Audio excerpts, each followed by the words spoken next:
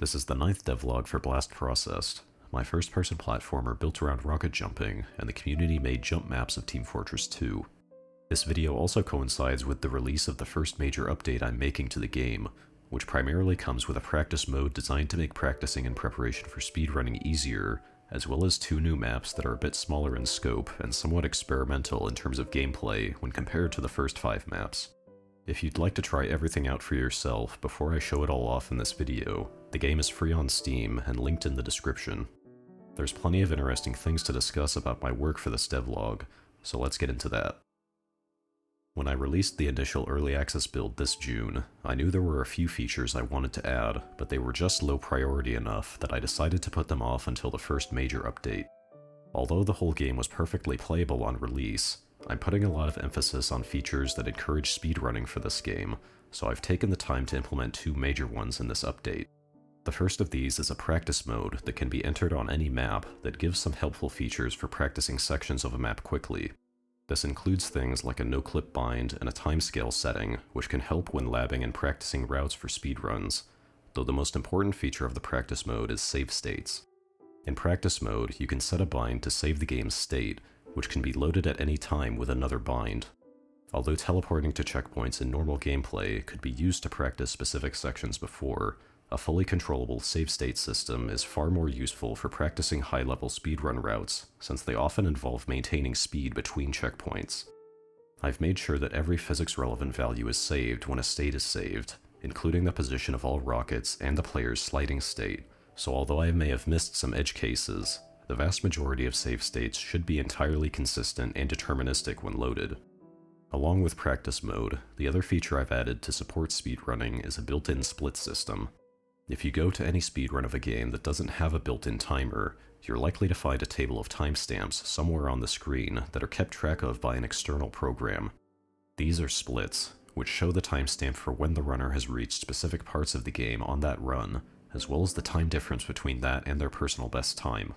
These are very useful to help benchmark one's pace relative to their best time at any given point in the run, which is the exact reason why I implemented racing replays as a ghost into Blast Processed, but seeing an explicit time difference provides a different but still very useful benchmark of one's pace separate from the visual of the ghost. To implement splits, I've added triggers to each existing map which will trigger a split when the player enters them. When the game pre-computes a replay to race against as a ghost, the replay splits will also be recorded into memory, so when the player enters a split trigger while racing the ghost, the game will be able to retrieve the replay split to calculate the difference between the 2 timestamps. By choosing your personal best time on a map to race against, this mimics the basic functionality of external split software like LiveSplit, though some things like gold splits and best possible time display will be extra features to implement later if there's demand for it, so let me know if you'd like to see those features as well.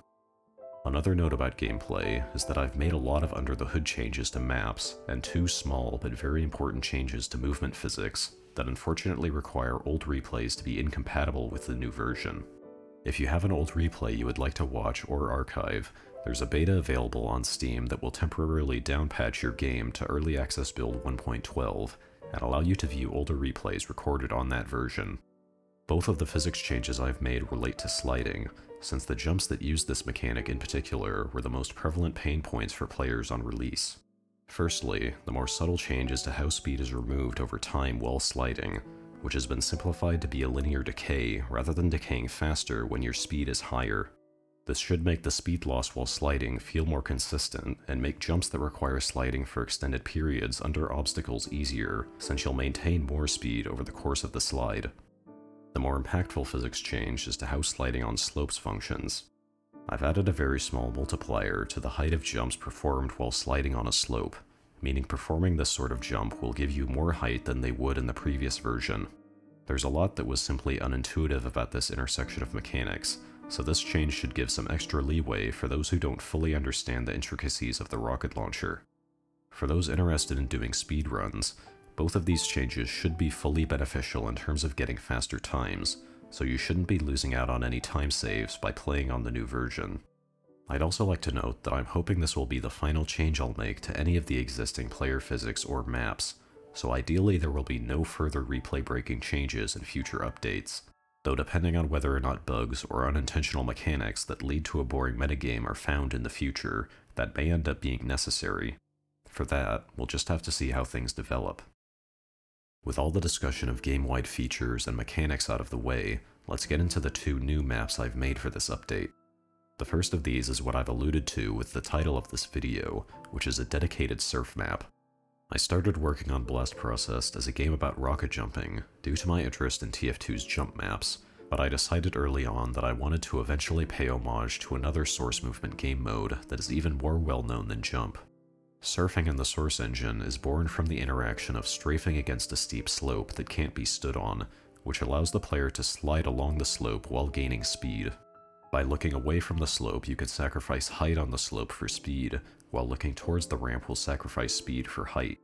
This simple system creates deeply satisfying movement mechanics, where increasingly precise movements allow players to maintain more speed through maps and achieve faster times, which has spawned an incredibly deep speedrunning metagame that demands high degrees of precision from its top players. Jump maps in TF2 sometimes use their own surf ramps, but jump maps also use TF2's stock parameters for movement, which is particularly important with respect to air acceleration. The important thing about air acceleration is that it affects how much speed you gain when air strafing, and in Valve's multiplayer games, this value is set at a reasonable default level that allows for plenty of air control at lower speeds while waning off at high speeds. Portal 2 is an example of a source engine game that has its air acceleration value set very low, so while you can air strafe decently well at walking speed, you'll quickly lose control if you begin to bunny hop. This was necessary in Portal 2 specifically because of mechanics like momentum flinging and aerial faith plates, as many puzzles could be exploited if the player was allowed to significantly change the trajectory of these massive launches. Surf maps, on the other hand, are built to be traversed with a much higher air acceleration value than typical. Raising the air acceleration value allows the player to gain more speed on surf ramps, ride up ramps further while losing less speed, and make much tighter turns in the air. This extra maneuverability isn't seen as necessary to include in a game mode like Jump, because the rocket launcher provides a way to adjust the direction of one's mid-air velocity without the use of air strafing, which is why jump maps use the air acceleration value of stock TF2. For Blast Processed, I settled on a value that feels higher than stock TF2, but lower than standard surf settings, as I wanted to promote the use of air strafing while maintaining a focus on the mechanics of the rocket launcher. I did make sure that the relevant values for player movement could be changed on a map-by-map basis, and there are already tutorials in the game that take away the rocket launcher when teaching air strafing, so every technical detail was already in place to build a standalone surf map. I've decided to call this map Descent, and I also decided to change up the visual style slightly when compared to the existing maps. I wanted to have textures that carried a bit more detail than what was seen in the initial game, as well as textures that look more similar to those seen in the surf maps of Counter-Strike Source, including the brutalist concrete and dark brown shades of wood and dirt. A map set in an underground mineshaft made the most sense as a setting in this context, for which I drew inspiration from existing surf maps like Surf Beginner and Beginner 2. I'm not a high-level surfer in CSS, as the most difficult tier of map I've beaten is Tier 3, so I decided to make this map easy when compared to most maps made in Source. If it was built in Source, it would probably be considered a Tier 1 map thanks to generous checkpointing and overall very simple obstacles, so ideally this will serve as a good introduction to those unfamiliar with Surf as well. Although I had everything that was strictly necessary for this map to work, there are some extra features that are commonly used when playing Surf maps at a high level, which I wanted to implement on top of this foundation. One of these features that I've decided to add is turn binds, which are simply binds that turn the player's view left or right at a fixed speed when held. These can be used for 100% consistent turning while air strafing, though that specific turn speed will only be optimal at a specific range of velocities because of how the optimal turn speed changes as you gain or lose velocity. Since these binds are generally allowed to be used when surfing competitively in CSS, I figured there's no harm in implementing them in Blast Processed, complete with fully customizable turning speed in just the same way they exist in Source. Another point you may be interested in hearing about if you're familiar with Surf is the issue of ramp bugs in Source. Most Surf maps include both vertically and horizontally curved ramps, though these ramps aren't necessarily curved in the way you may expect. Rather than each curved ramp being one mesh, they're made out of individual convex brushes made in the level editor Hammer, which are rotated and strung together to create a contiguous ramp. Although this should work perfectly fine in practice, there is a collision detection issue in both Source and Source 2, which causes the engine to sometimes register that the player hit the edge of a brush on the inside of another brush while they're colliding with the outer piece of collision, which causes the player to unpredictably stop in place while surfing on curved ramps. While this isn't technically random as far as I'm aware, it's essentially random due to the multitude of practically imperceptible factors that can contribute to ramp bugs occurring. I did build the surf ramps in this map in exactly this way, so you may be wondering if ramp bugs exist within my engine as well. I'm happy to report that, based on my hours spent testing this map, I haven't encountered a single ramp bug within my engine.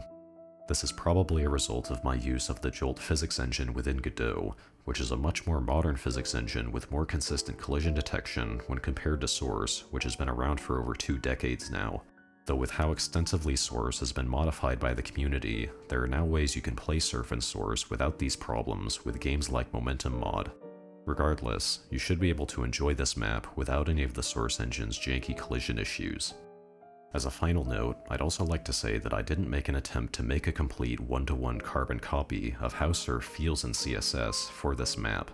Although all the pillars of Source movement are present in my engine, there are differences in values like gravity and air acceleration, as well as differences born from the physical scale of the player when compared to the environments.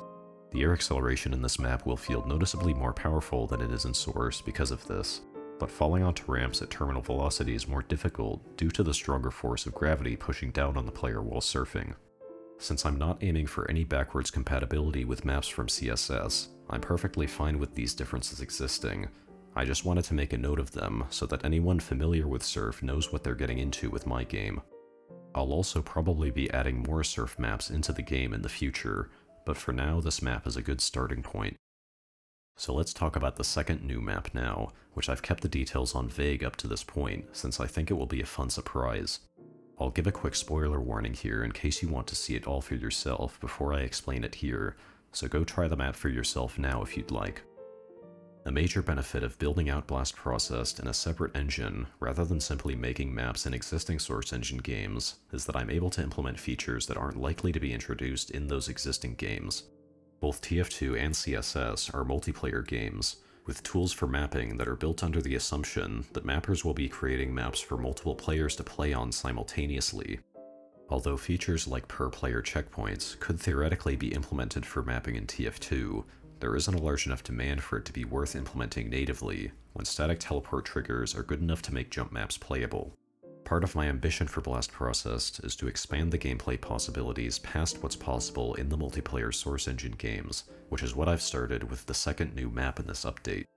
I've decided to call this map Village, and it's a map that utilizes the rocket launcher and associated movement mechanics in the same way as the game's original 5 maps. It deviates from the typical Source movement formula with respect to how the end of the map is reached, as the end trigger is not available from the start of the map. Instead, the end trigger is only activated once you collect enough of the coins that are spread across the level. The aesthetics and general gameplay of this map were clearly inspired by the classic collectathon games of the N64 era, though how the rocket launcher fits in was more so inspired by the early development of this project.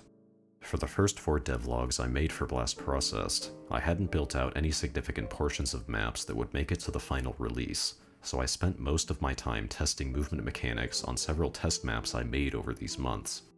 Although these maps were not representative of how the traditional jump maps would function in the game, they did function as movement sandboxes that I could use to test the limits of how much speed could be built up under various conditions. It's generally not feasible to build up that much speed in proper maps because they're built to limit the number of viable strategies for reaching each individual checkpoint, which is not the case for these wide-open sandboxes. So this new map is, in part, a test to see if this sort of wide-open sandbox style of map can create interesting gameplay opportunities, since I did have a lot of fun on those aforementioned test maps while testing the limits of the mechanics. I haven't designed anything like this before in any game I've made, so I made sure to take some inspiration from the best examples of this sort of design. In 2022, I made a video talking about the compact open-world design in A Short Hike, and although I'm obviously not lifting from the design of that entire game, the basic layout of the game world is one of the best examples of compact open-world design in any game I've played. The verticality of a short hike's world specifically is something I made sure to take inspiration from, which is why I've placed various cliffs and raised platforms around the map, as well as the tall vertical structure in the middle, which was also inspired by the start of Jump Pagoda from TF2. The way I placed coins is also inspired by a game I have very fond memories of from my childhood, which is the Island Flyover game mode from Wii Sports Resort. This mode is a similar compact open-world collectathon, where each collectible is placed at a location of interest in the world, which is a good way to naturally guide players to locations that carry further gameplay rewards. In the same vein, I've placed most of the coins around areas of interest, rather than scattering them in every obscure corner of the map. I've also placed more coins in areas that are more out of the way or hidden from view to reward both exploration and understanding of the rocket launcher's mechanics. Getting the correct scale and pacing for this map was also a challenge, making sure that any player, even those who aren't too comfortable with the rocket launcher and only use it when absolutely necessary, can reach new areas in a reasonable time frame was an important thing to get right for the sake of pacing. Based on the feedback I received from playtesting, I shrunk down the physical scale of the entire map by a factor of 2 and further reduced the size of certain other elements, which helps both casual players and speedrunners, since there's simply less ground to cover when moving between coins. On that note, I'd also like to talk about difficulty briefly, since Village is now the easiest map in the game by far, thanks to its lack of significant failure states. However, the philosophy I've adopted on difficulty for this game is that every map can be pushed to the point of absurd precision when it comes to getting better times while speedrunning. So once you understand where all the collectibles are, and with an understanding of how to efficiently build speed with rockets along the long stretches of ground present in the map, I think Village will be an interesting map to speedrun. Since I've placed more coins than are necessary to activate the end trigger, there are many routes that players can take to complete the map with the bare minimum in terms of coins. Combined with the wide open nature of the environment, the experience of speedrunning this map and the skill set required to get optimal times should be unlike anything else in the game at this point, from both a theoretical routing and practical mechanical perspective. I'm definitely looking for feedback on this experiment, so please let me know what you think of this map in the comments below or in other forums like my Discord server or the Steam discussion boards. That's all the content I've included in this first major update, so I'd like to briefly talk about the future now. My plan for the next update is to fulfill one of the 2 major features I've promised, which is a built-in leaderboard system for seamless competition with other players. I'm not entirely sure of how long this will end up taking, since I've never implemented any sort of online feature like this in a game before, but I wasn't happy with how long it took me to get this first update out, so I'm hoping to get the next one out much sooner. In the meantime, I'd like to note that there is a speedrun.com page for Blast Processed that a few people from my Discord server set up, so if you'd like to try your hand at competing with others before the official leaderboards are released, or if you'd just like to see the impressive runs people have managed to achieve, you should check that out in the description. Aside from that, I just hope you enjoy the new content for the game. That's all I have to show for today, but hopefully I'll have more to show you soon.